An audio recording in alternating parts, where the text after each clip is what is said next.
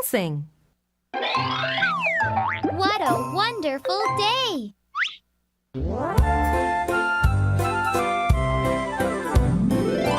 a tall boy! How tall, how tall, how tall, how tall he is! What a fast girl! How fast, how fast, how fast, how fast she is! What a strong boy! How strong, how strong, how strong, how strong he is! What a wonderful day! Wow! What a wonderful team! Yeah!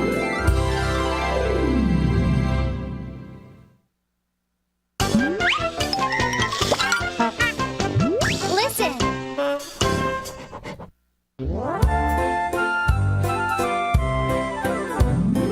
What a tall boy! How tall, how tall, how tall, how tall he is! What a fast girl! How fast, how fast, how fast, how fast she is! What a strong boy! How strong, how strong, how strong, how strong he is! What a wonderful day! Wow! What a wonderful team! Yeah!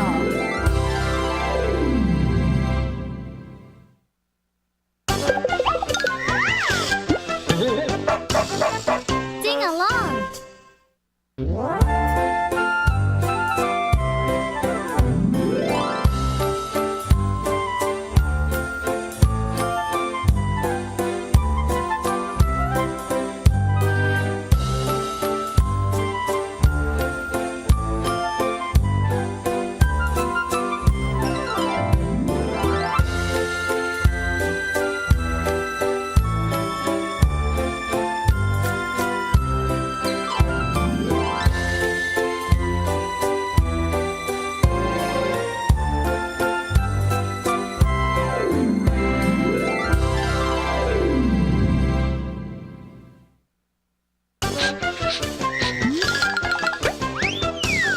Your turn!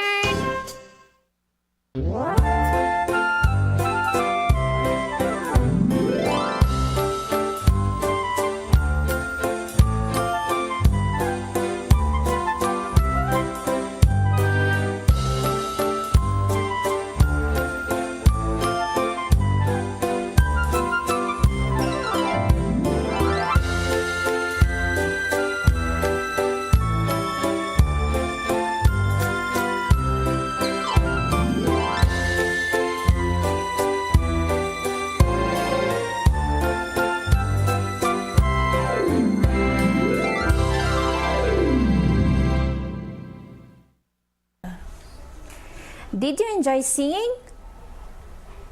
Very good. How did you sing the song? Did you sing the song with feelings and emotion? Very good. What emotion does the song shows? Yes, it shows happiness, surprise, and excitement. What did you observe at the end part of each sentences? Very good. It ends with exclamation. What punctuation mark is being used? Bravo! It is an exclamation point. What do you call a sentence that ends with exclamation point? Correct.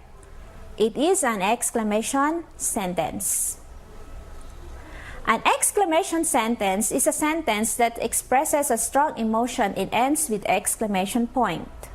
Examples: I'm free expresses joy. I treasure you expresses love. She actually won expresses surprise. You're late again expresses anger. We can also use what a, what an, and how in exclamations. If you're going to use what a, just add adjective, singular noun that starts with consonants. Example: what a pretty shoes. If you are going to use what an, just add adjective, singular noun, that starts with vowel, then ends with exclamation point. Example, what an awful film. You can also use what. Just add adjective plus plural nouns or uncountable nouns. Example, what smart trousers. In using of how, just add adjective, subject, and then verb, and ends with exclamation point. Example, how horrible he is. There are many examples of exclamation sentences. Here are some examples of exclamation sentences. Example number 1, you were meant to be back yesterday, expresses anger. Jeepers, you scared the life out of me, expresses surprise. We won, expresses happiness. This puzzle is driving me up the wall, expresses frustration. You're adorable, expresses love. An exclamatory sentence is often preceded by an interjection that is shown bold in your module. Example, Jeepers, you're actually up before lunch. Interjection can be followed by a comma for a mild effect. Oh, most miserable wretch that I am. Why have I not learned how to swim? By Alexander the Great, or aka Alexander III of Macedon. Sentences containing surprise or emotions are called exclamation sentences. Sentences containing surprise or emotion are called exclamation sentences. An exclamation point is placed at the end of such sentences.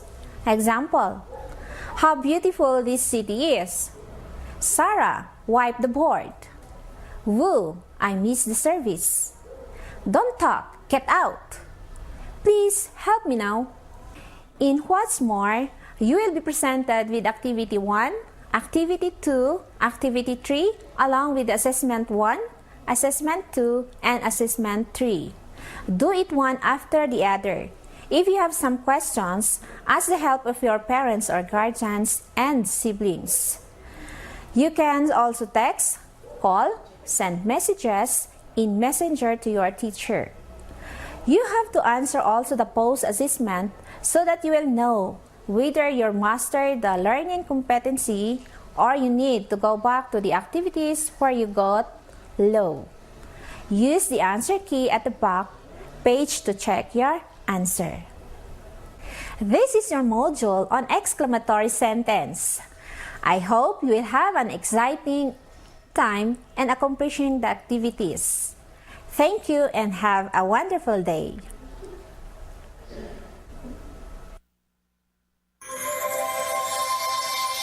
Ayasak Di Kabenguetan. Isang maliit na bansa sa Timog Silangang Asya na tinaguriang Pintuan ng Asya. Isang arkipelago dahil binubuo ng mahigit 7,000. 100 mga pulo sa karagatang Pasipiko. Mga dayuhan na bighani sa malaparaisong ganda nito. Mula sa mga luntiang kalupaan hanggang sa malinaw at bughaw na mga katubigan. Mahal kong mag-aaral, ito ang Pilipinas bilang bansang insular. Bilang panimulang gawain sa iyong module, sagutin mo muna ang 10 katanungan sa bahaging subukin upang malaman ang lawak ng iyong kaalaman tungkol sa bagong aralin. Matapos mo itong sagutin ay sumangguni ka sa susing sagot sa gawing hulihang bahagi ng iyong module upang iwasto ang iyong mga sagot. Pero tandaan, hindi nagtatapos sa subukin ang iyong sasagutin bagkos sa ipagpapatuloy mo ito sa balikan, tuklasin, suriin, pagyamanin, isaisip, isagawa, panapos na tayahin, at karagdagang gawain. Pag-aralan mo ang 4 na larawang ito. Alin sa kanila ang naiiba? Magaling! Ang sagot ay D. Ang mga larawang A, B, C ay mga lupain na walang nakapaligid na katubigan, samantalang ang D na naiiba ay napapaligiran ng katubigan. Tulad ng larawang D, ang Pilipinas ay napapaligiran ng mga katubigan dahil binubuo ito ng mahigit 7,100 mga isla kung kaya't tinatawag ang Pilipinas na bansang arkipelago. At kung pag-uusapan ang isla at arkipelago, ito ay mga lupain na napapaligiran ng mga katubigan katulad ng Pilipinas. Bago tayo magpatuloy sa ating aralin, ay magbalik-aral muna tayo sa pangunahin at pangalawang direksyon na makikita sa compass rose. Sa tulong ng pangunahin at pangalawang direksyon at compass rose ay mas madali nating mahahanap ang mga katubigang nakapalibot sa Pilipinas. Tukuyin natin ang pangunahing direksyon sa compass rose. Ang mga pangunahing direksyon sa compass rose ay hilaga sa taas, timog sa baba, kanluran sa kaliwa, at silangan sa kanan. Ngayon naman ay dumako tayo sa pangalawang direksyon. Balikan natin uli ang compass rose. Ang pangalawang direksyon ay hilagang kanluran sa pagitan ng hilaga at kanluran. Hilagang silangan sa pagitan ng hilaga at silangan. Timog kanluran sa pagitan ng timog at kanluran. At timog silangan sa pagitan ng timog at silangan. Ang tanong, ano-ano ba ang mga katubigang nakapalibot sa Pilipinas? Gamitin natin ang compass rose upang madali nating mahanap ang mga katubigang nakapalibot sa Pilipinas. Sa hilaga ng Pilipinas makikita ang anyong tubig na channel at ito ay tinatawag na Bashi Channel. Sa kanluran naman ng bansa makikita ang dagat kanlurang Pilipinas, samantalang sa bahaging timog naman makikita ang dagat Sulu at dagat Celebes. Sa silangan ng bansa makikita ang karagatang Pasipiko at sa hilagang silangan ng Pilipinas nariyan ang dagat Pilipinas. Ulitin natin. Ang Pilipinas ay napapaligiran ng Bashi Channel sa hilaga ng Pilipinas, dagat kanlurang Pilipinas, dagat Sulu, dagat Celebes, karagatang Pasipiko, at dagat Pilipinas. Kung titingnan natin sa lahat ng direksyon ng bansa ay napapaligiran ito ng mga katubigan. Dahil sa katangiang ito ng Pilipinas, itinuturing ito na bansang insular o maritime. Ano ang kahulugan ng insular o maritime? Ang maritime o insular ay tumutukoy sa mga katubigang nakapaligid sa isang bansa. Ibig sabihin, lahat ng mga katubigang nakapaligid sa Pilipinas ay itinuturing na maritime o insular.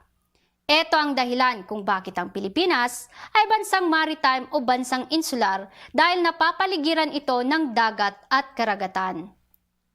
Ang pagiging insular o maritime ng Pilipinas ay maraming kapakinabangang maibibigay sa bansa. Una, nakapagpapatayo ang pamahalaan ng tanggulang pambansa na responsable sa pagtatanggol sa bansa mula sa mga panlabas at panloob na panganib para sa kapayapaan at seguridad ng mamamayan. Pangalawa, nakapagpapatayo ng maraming daungan ang bansa na magsisilbing daanan ng mga sasakyang pandagat na nagdadala ng mga pasahero at mga kalakal mula sa loob at labas ng bansa. Dahil sa daungan, pinapadali nito ang transportasyon sa pagitan ng lupa at karagatan at pinabibilis nito ang kalakalan sa loob at labas ng bansa. Pangatlo, nakapagbibigay ng kabuhayan sa mga mamamayan tulad ng pangingisda at paninisid. Mayaman ang mga dagat ng Pilipinas sa mga yamang dagat tulad ng isda at perlas. Pang-apat, nagsisilbing pang-akit sa mga turista, mapalokal man o banyaga, dala ng mga naggagandahang baybayin o dalampasigan at bughaw na katubigan ng dagat. At huwag din nating kalilimutan na ang pinakadulong pulo o isla sa hilaga ng bansa ay ang pulo ng Yami, nasakop ng lalawigan ng Batanes at ang pinakadulong pulo o isla sa timog ng Pilipinas ay pulo ng Salwag na bahagi ng lalawigan ng Tawi-Tawi. Upang malaman natin kung naintindihan mo ang ating aralin, ay narito ang mga naihandang gawain. Una, gawin mo ang flying kiss kung ang pangungusap ay tama at crying face naman kung hindi. Pangalawa, kung ang wastong sagot ay mali, ay susuriin natin kung anong salita ang nagpamali sa diwa ng pangungusap. Una, isang bansang maritime o insular ang Pilipinas sapagkat napapaligiran ng mga dagat at karagatan. Ang tamang sagot? Flying kiss. Pangalawa, ang dagat Sulu at dagat Pilipinas ay matatagpuan sa timog ng Pilipinas. Ano ang wastong sagot? Crying face. Ang salitang nagpamali sa pangungusap ay dagat Pilipinas, dahil ang wastong sagot dapat ay dagat Celebes. Number 3. Ang katubigan sa silangan ng Pilipinas ay karagatang Pasipiko. Ano ang tamang sagot? Flying kiss. Pang-apat, nakatutulong ang mga daungan sa mabilis na pakikipagkalakalan ng Pilipinas sa ibang bansa. Ang wastong sagot ay flying kiss. At panghuli, ang pinakadulong pulo sa hilaga ng Pilipinas ay pulo ng Salwag sa lalawigan ng Batanes. Ang tamang sagot? Crying face. Ang salitang nagpamali sa pangungusap ay ang pulo ng Salwag dahil ang wastong sagot ay pulo ng Yami. At dyan nagtatapos ang ating talakayan tungkol sa pagiging bansang insular ng Pilipinas. At maraming salamat sa iyong pakikinig. Anumang paksa na hindi mo naunawaan ay maaari mo uling panoorin ang videong ito. Inaasahan kong matatapos mong sagutin ang iyong module sa loob ng 5 araw. Hanggang dito na lamang, good luck at mabuhay! Ayasak Di Kabenguetan. Ayasak Di Kabenguetan. Good morning, kids. How are you? Welcome to our mathematics class. Did you enjoy answering your last module? By the way, it's me again, Teacher Lori Lee Balanag. You can call me Teacher Lori. Are you excited to learn? Today, we will learn about solving multi-step problems involving multiplication and addition or subtraction of decimals and mixed decimals. I have here another module for you to work this week. Do you have it with you now? But before we start our lesson, may I remind you that you have to answer the pretest, or what I know on page 3 honestly, to determine and assess the level of your knowledge about the lesson. Use a separate sheet of paper for your answer. After answering, check your answers honestly by looking at the answer key at the back of your module.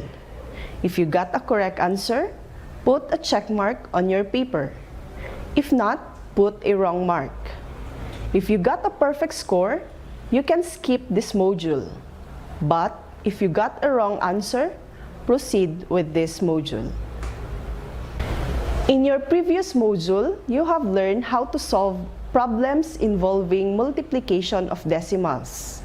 Let us review the steps in problem solving by solving the following problems. A linoleum cost 77 pesos and 85 centavos per square meter. If you want to buy 4 5/10 square meters of linoleum, how much will you pay? What is asked in the problem? The amount you will pay for the linoleum. What are the given in the problem? 77 pesos and 85 centavos per square meter of linoleum and 4 5/10 square meter of linoleum. What operation are we going to use? Multiplication. What is the number sentence?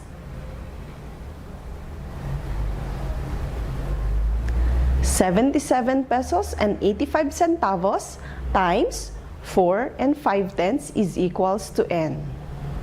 What is the solution and complete answer? 77 and 85 centavos times 4 5/10 is equal to 5 times 5 is 25, carry 2. 8 times 5 is 40, plus 2 is 42, carry 4. 7 times 5 is 35, plus 4 is 39, carry 3. 7 times 5 is 35, plus 3 is 38. 4 times 5 is 20, carry 2.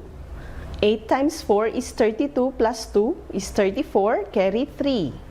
7 times 4 is 28, plus 3 is 31, carry 3. 7 times 4 is 28, plus 3 is 31. And then we add, that is equals to, okay, bring down 5. 2 plus 0 is 2. 9 plus 4 is 13, carry 1. 1 plus 8 plus 1 is 10, carry 1. 1 plus 3 plus 1 is 5, bring down 3. So you will pay 350 pesos and 325 thousandths. Do you know what is allowance? How much allowance do you get from your parents daily? What do you usually buy out of it? When you have extra money left from your allowance, what do you do with it? Is it necessary for us to save money? Why?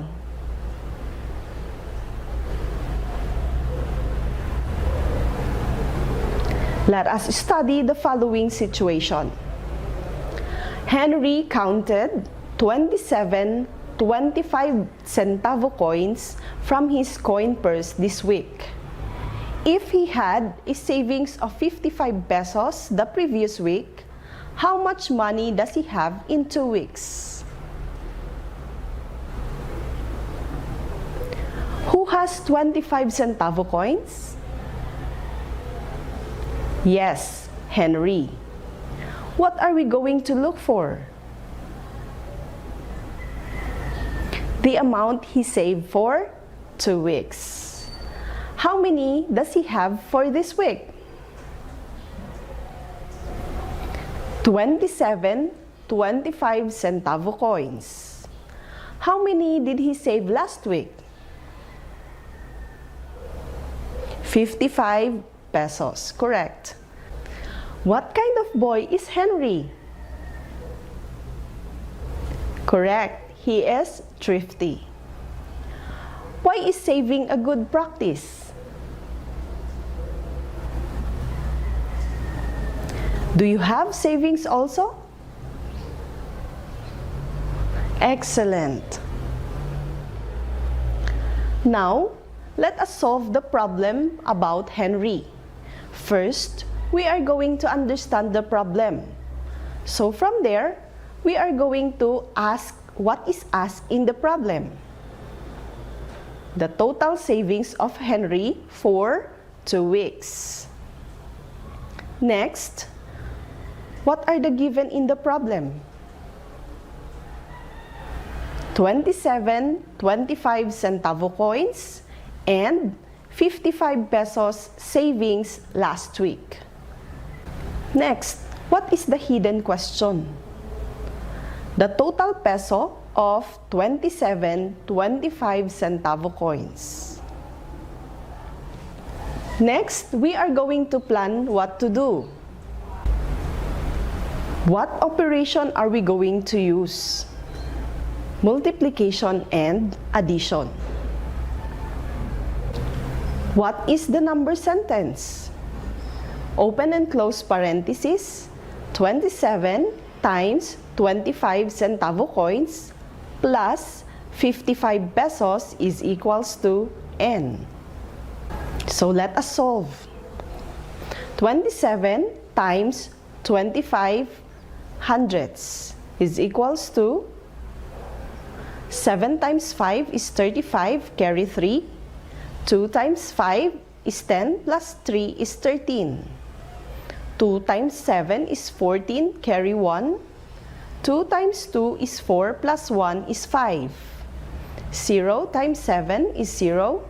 0 times 2 is 0. And then we add, that is equal to, bring down 5. 3 plus 4 is 7. 1 plus 5 is 6. Bring down 0. And then we are going to add or count the number of decimal point. 1, 2. So we are going to put or count also here 1, 2, and we put the decimal point. Next, we are going to add 6 pesos and 75 centavos plus 55 pesos is equal to 5 plus 0 is 5, 7 plus 0 is 7, 6 plus 5 is 11, carry 1, 1 plus 5 is 6. Then we bring down the decimal point. So, the total savings for 2 weeks is 61 pesos and 75 centavos. Let us check and look back. 61 pesos and 75 centavos minus 55 pesos. 5 minus 0 is 5. 7 minus 0 is 7. 1 minus 5 it cannot be, so we are going to borrow from 6. So it will now become 11. 11 minus 5 is equal to 6. And then 6 and 75 pesos divided by 25 centavos is equal to 67 pieces. So our answer is correct. Let us have another problem. Donna Joy has 150 25 centavo coins. She bought a cup of ice cream for 25 pesos and 50 centavos. How much money was left to her? So let us again understand the problem. What is asked in the problem? The amount of money left to Donna Joy. What are the given? 150 25 centavo coins and 25 pesos and 50 centavos amount of ice cream cup. What is the hidden question? How many peso is 150 25 centavo coins that Donna Joy have? Let us now plan what to do. So what operations are we going to use to solve the problem? We have multiplication and subtraction. What is the number sentence? Open and close parenthesis.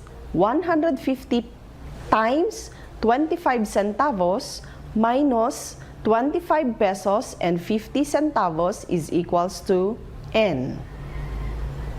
Next, let us solve the problem. The solution and complete answer. So we first multiply 150 times 25 hundredths is equal to 0 times 5 is 0. 5 times 5 is 25, carry 2. 5 times 1 is 5 plus 2 is 7. 2 times 0 is 0. 2 times 5 is 10, carry 1. 2 times 1 is 2 plus 1 is 3. 0 times 0 is 0. 0 times 5 is 0. And 0 times 1 is 0. And then we add, that is equal to. Bring down 0. 5 plus 0 is 5. 7 plus 0 plus 0 is 7. 3 plus 0 is 3. Bring down 0. And then we are going to count again the number of decimal places in the factor. So we have there 1, 2. We place also here 1, 2, and place the decimal point. Next, 37 pesos and 50 centavos minus 25 pesos and 50 centavos is equal to 0 minus 0 is 0. 5 minus 5 is 0. 7 minus 5 is 2. 3 minus 2 is 1. We bring down the decimal point. So, there are 12 pesos money left to Donna Joy. Let us check and look back. 12 pesos plus 25 pesos and 50 centavos is equal to 37 pesos and 50 centavos. 37 pesos and 50 centavos divided by 25 centavo coins is equal to 150 pieces. So our answer is correct. Now that you already know how to multiply decimals, you are ready for the following. In What's More, you will be presented with Activity 1 and Activity 2 along with Assessment 1 and Assessment 2. Do it one after the other. If you have some questions, ask the help of your parents, guardians, or siblings. You can also text, call, or send message in Messenger to your teacher. You will also have what I have learned and what I can do to answer. You have to answer also your post-assessment so that you will know whether you mastered the learning competency or you need to go back to the activities where you got low. Use the answer key at the back page of your answers. Good luck, have a wonderful day, and have fun. Thank you! Ayasak Di Kabenguetan. Ayasak Di Kabenguetan. Magandang umaga mga bata. Ako si Ginang Sailin Bakbak. Ako ang inyong magiging guro sa Araling Panlipunan 5. Ang module na ito ay itinakda at inilarawan ni Binibining Liza T. Palsaan. Handa ka bang makinig? Salamat naman kung ganoon. Bago natin simulan, kunin mo muna ang inyong module. Makikita mo sa bahaging subukin na may 10 tanong na susubok sa inyong kaalaman tungkol sa bagong aralin. Sagutin mo ito sa sagutang papel ng may katapatan. Kapag natapos ay iwasto ang iyong sagot at isang guni sa susing sagot na nasa huling pahina. Sa module na ito, tatalakayin natin ang relasyon ng mga paraan ng pananakop ng mga Espanyol sa Pilipinas. Sa pagdating ng iba't ibang samahang relihiyoso sa Pilipinas para magmisyon, ay maraming mga katutubo ang nahikayat na tanggapin ang Kristyanismo. Malinaw na naging mahalagang pamamaraan ang Kristyanisasyon upang maging matagumpay ang kolonyalismo. Kung nabihag ng mga konkistador ang pisikal na katawan ng mga katutubo, ay nabihag din ng mga praile ang kanilang paniniwala.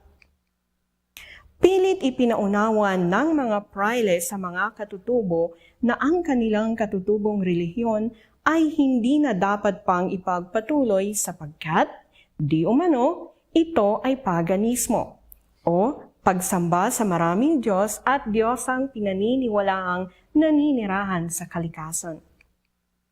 Kung gayon, ipinapalabas ng mga Espanyol na dapat tanggapin ang kolonyalismo dahil kaakibat nito ang kaligtasan ng kaluluwa. Samantala, naging matagumpay din ang patakarang redaksyon na ipinatupad ng mga Espanyol para mas madaling gawing Kristiyano ang mga katutubo.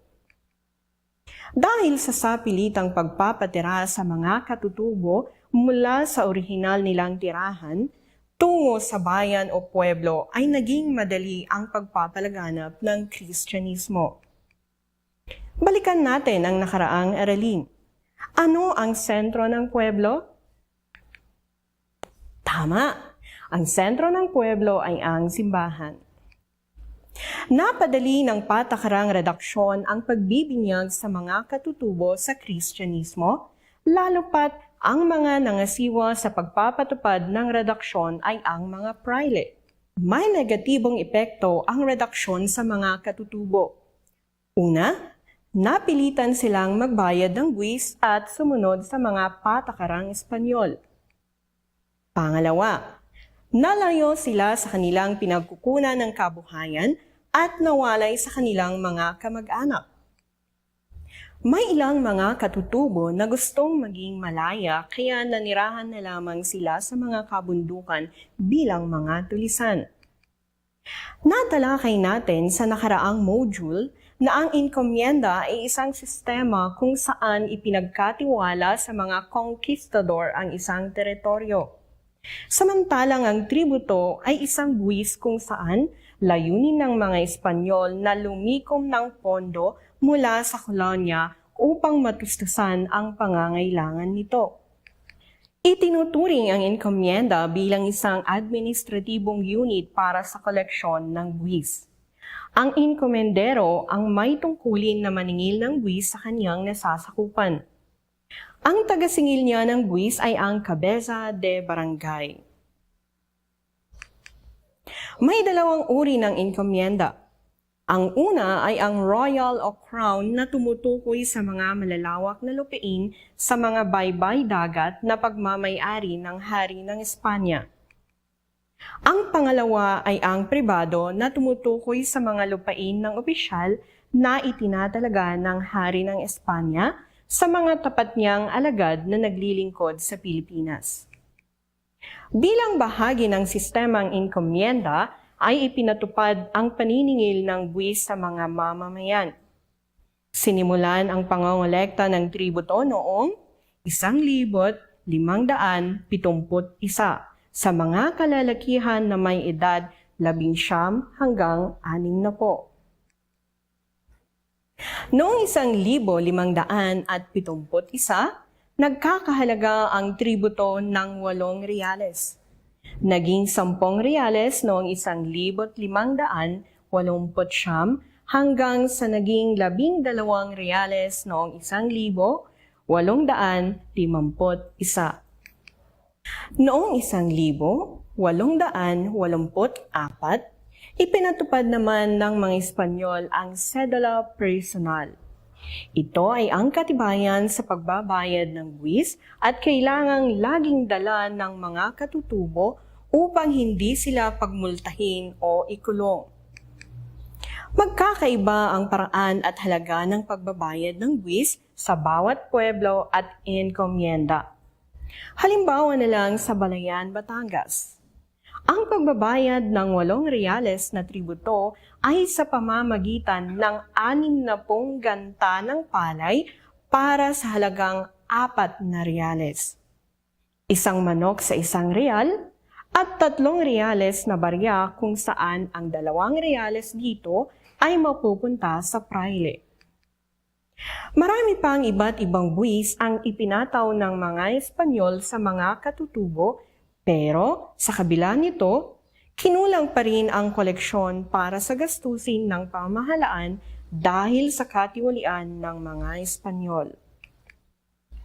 Nagbigay daan ito sa mga tiwaling Espanyol upang makapangamkam ng pera.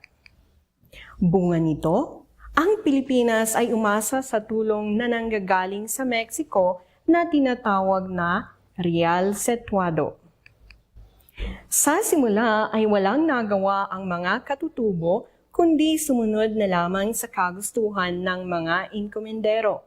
Subalit, nang hindi na nila nakayanan ang pang-aabuso sa kanila, ay nagsumbong sila sa mga praile na gumawa naman ng paraan upang maipatigil ang sistemang enkomienda noong ika-17 siglo. Ang sapilitang paggawa o polo e-servicios ay ang pagpapatrabaho sa mga lalaking edad 16 hanggang 60 ng mga gawaing pampamayanan ng 40 araw sa loob ng 1 taon. Ang tawag sa mga kalalakihang sumasailalim nito ay pulista. Ang ilang katutubo na ayaw sumailalim sa sapilitang paggawa ay nagbabayad ng fala bilang kapalit ng hindi paglilingkod sa polo. Para sa pamahalaang kolonyal, ang sapilitang paggawa ay naging napakainam na pamamaraan sa pagpapalaganap ng kolonyalismo.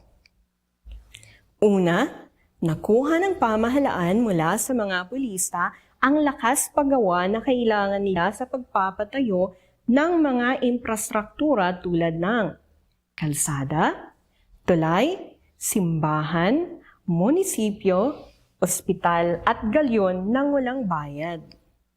Pangalawa, naipatayo ang mga mahalagang infrastruktura na hindi gumastos ang pamahalaang kolonyal. Pangatlo, ang pagdadala sa mga pulista sa malalayong lugar ay nagbigay daan din upang magkawatak-watak ang mga katutubo at maiwasan ang pag-aalsa laban sa mga Espanyol. Ngayon, kunin mo ang iyong module at sagutin ang iba pang mga gawaing naihanda. Ang lahat ng mga gawain dito ay gagawin mo sa loob ng 4 na araw. Kung may bahaging hindi mo naintindihan, maaari mong ulitin ang video o magtanong sa inyong guro sa pamamagitan ng text message. Pwede kang gabayan ng iyong mga magulang, kapatid o iba pang kamag-anak sa bahay. Inaasahan ko na matatapos mo ang iyong module sa naibigay na takdang araw. Naway marami kang natutunan ngayon. Hanggang sa susunod na aralin, paalam! Ayasak Di Kabenguetan. Ayasak Di Kabenguetan. Good day, learner, parent, and guardian. How are you today? Welcome to our science class. I am Teacher Jen and I will be your teacher for this module. Today, we will be learning ways of separating mixtures focusing on filtration and sieving. Are you excited? Then let's start. After going through this module, you should be able to identify the difference of filtration and sieving, classify mixtures that can be separated through filtration and sieving, and explain their importance. I am sure you are excited to get started with this module. However, there are things that you need to remember for you to learn the most of this module. First, take the pretest before proceeding to the lessons. Second, read the instructions and bear in mind some precautionary measures when doing experiments. Third, before doing the activities, make sure that the materials are already prepared. Fourth, answer the exercises and assessment activities and compare your answers with the key for correction. Fifth, make sure to answer the post-assessments for you to measure how much you have learned from the module. And sixth, make this module free from any marks. For the parents and guardians, please guide and assist your child while doing the activities found in this module. Take time to watch this video with your child to be able for you to assist him or her in his or her learnings. Feel free to contact the teacher of your child for clarifications regarding the contents of this module.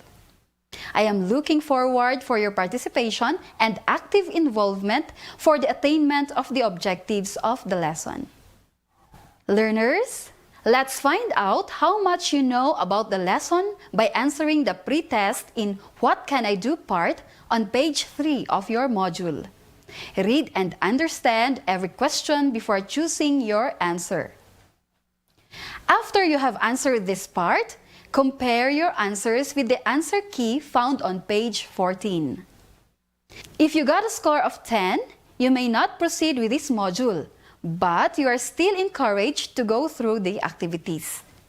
If you got a score of 9 and below, take 50 minutes each day to read the lesson and answer the activities that are given. Let's have a short review. Last time, we have learned two ways of separating mixtures, which are decantation and distillation. Let us check how much you mastered our past lesson. As I read a fact, tell me if I am referring to decantation or distillation. Are you ready?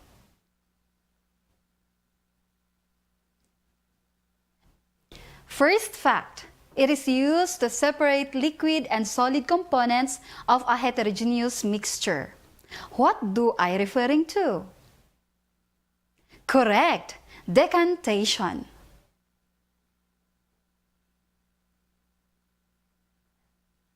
Second fact. It is used to separate components of most homogeneous mixtures. What am I referring to? Nice one. Distillation. Third, the process of pouring out the liquid or water without disturbing the sediment. Very good. Decantation. Fourth, the purpose is to remove undesired liquid from a mixture. What is this? Decantation. You got it right. Lastly, this process is used to remove unseen minerals found in water. Bravo, you're right. Distillation. I am glad that you put in mind what you learned from the past module. Now, let's proceed to the next part, the What's New part on page 3 of your module. For you to clearly understand what the new lesson is all about, try to do the activities in the What's New part on page 5. Prepare all the materials you need before you proceed.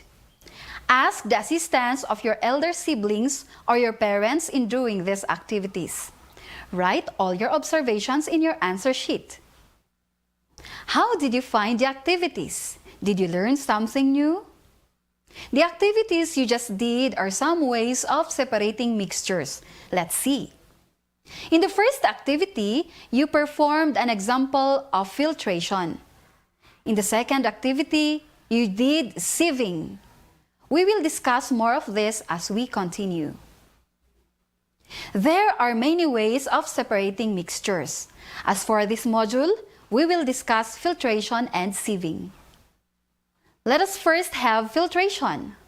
Filtration is a technique of separating a mixture using filter paper, cloth, or any fine material to separate solid components from a liquid.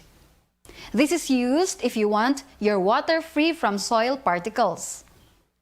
During this process, a mixture consisting of solid and liquid will be poured in a container covered with filter paper, cloth, or mesh. The solid will stay in the filter paper while the liquid will pass through. Let us see how this technique is done. Remember that filtration is applied for mixtures of liquid and solid components. So, for filtration to be done, a fine mesh, filter paper, or just a fine cloth can be used. A funnel and a container are needed too. If all materials are fixed, slowly pour the mixture to the funnel with filter. What do you think will happen with the mixture? Correct. The solid components were left in the filter and the liquid goes through the filter. We call the solid in the filter as residue and the liquid that passes through it as the filtrate. Do you know that filtration is also applied to get rid of dust from the air we breathe? We use face masks to filter the air we breathe. We do this to get rid of the dusts, microbes, germs, and even viruses that are floating in the air.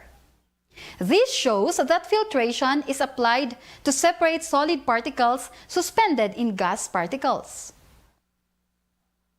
Filters are used everywhere.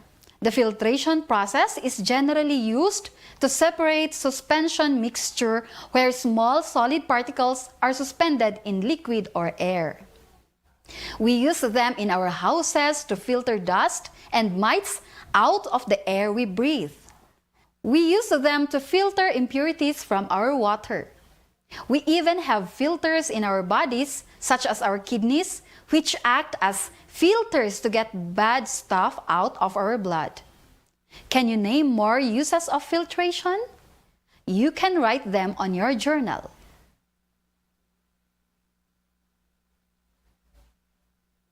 Another way of separating mixture is sieving. Before we cook pancakes, we sieve the dry ingredients before mixing in water to make the mixture well mixed and finer. Sieving is used to separate mixtures of solid components.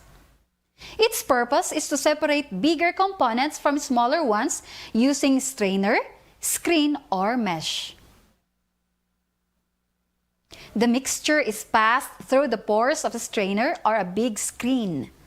All the smaller substances pass through easily while the bigger components of the mixture are retained. This method is used in separating fine sand from rocks in the mixtures of sand and gravel too. Sieving is used in our daily life. Why do we sieve? First, to separate two different but useful components. Second, to remove non-useful components. And third, to remove impurities or harmful components. Can you think of any other reason why we sieve? Write them in your journal. Do you have any question or clarification about our lesson? Feel free to ask your parents, guardians, or elder siblings. You may also contact your teacher. If you think you have understood the lesson, you may now proceed to the exercises and assessments. 3 sets of activities and assessments are provided for you to enhance your learning. Answer them according to their order. Please don't skip any of them. Use separate answer sheet to write your answer. You may compare your answers on the answer key on page 14 of this module for you to determine if you can proceed to the next part of the module or you need to watch again this video. If you are done with the activities and assessments on the What's More part, you may proceed to the generalization on page 10 for the summary of what you have learned. Relate our lesson with your daily activities through the What Can I Do part. Then, take the post-assessment after. Through this part, you would be able to determine if you attained the learning objectives or not. If your score is 10, you may do the additional activity. If it is 9 or 8, read again the part where you think you did not understand and answer again the question. If your score is 7 or below, watch again this video or contact your teacher for clarifications. Then answer the post-assessment after. I hope you learned a lot from this video. See you again in the next module. Have a good day!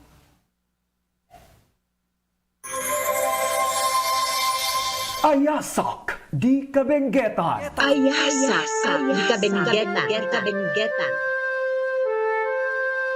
Programa binukel iti Department of Education, Division of Benguet, tapno agtultuloy nga maipaayan ti adal, dagiti patpatgen ken dungdungwen tayo nga anak, nga agbasbasa, uray ita agdama a pandemya.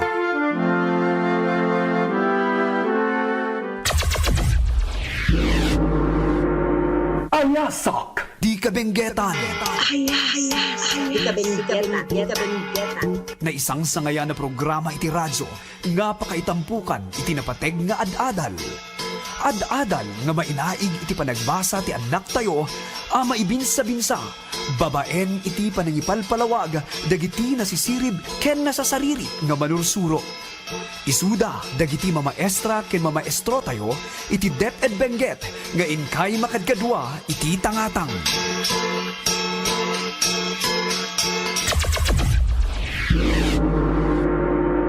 Ayasak Di Kabenguetan. Ayasak Di Kabenguetan. Alang arod patpatgan mi nga masansanay, agbasbasa ken papagayam, awisen mi amin da kayo adungeg iti daytoy nga programa. Ket kabayatan tinkay panagdengdengeg, ipaayan mi da kayo ti umdas ken naan-anay nga impormasyon wenno pa kaammo ang mangiwanwan iti inkay panang sungbat kadagiti na idatag nga saludsod ken aktibidades iti learning modules yo.